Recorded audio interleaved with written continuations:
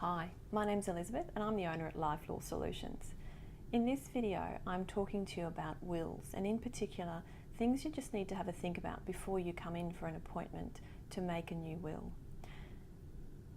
In preparing a will, you need to think about, firstly, who you are going to appoint as your executor. This is the person who's going to be administering your estate, doing all of the running around, talking to banks and those sorts of things. They need to be able to do that. So appointing somebody who's a bit older might not be the right thing. It might not also be appropriate to appoint somebody who's overseas, particularly if they're living there permanently. You can have a talk to your lawyer about different options that you have available to you, but it's important to think about whether that person is going to be able to do all of that running around that's required. The next thing to think about is, what are you going to do with your things that you've worked so hard to acquire? There are certain classes of beneficiaries that you need to have a think about including, but there are also really good reasons why you might not.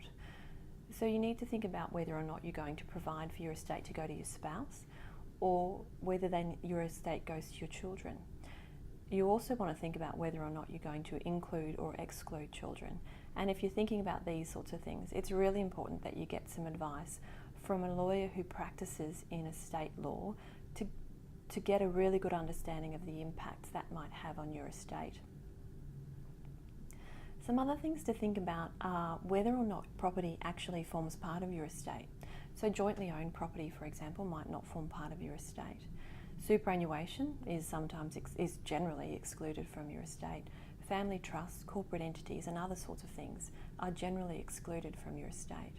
So it's really important, again, to talk to someone who knows what they're doing about whether or not the assets that you want to leave to your estate can actually be left.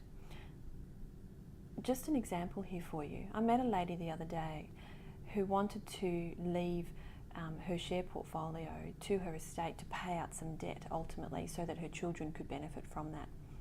The difficulty was that part of her share portfolio was held by her superannuation fund and therefore subject to different law and not included in her estate.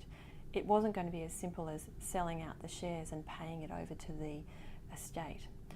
So without that discussion about the estate that she had available to distribute, we wouldn't have known that.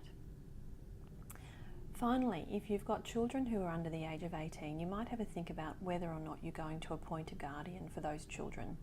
So the guardian might be appointed in circumstances where their other parent is not available to care for the child. Once you've had to think about all these things, go and see a lawyer who practices in wills and estates law.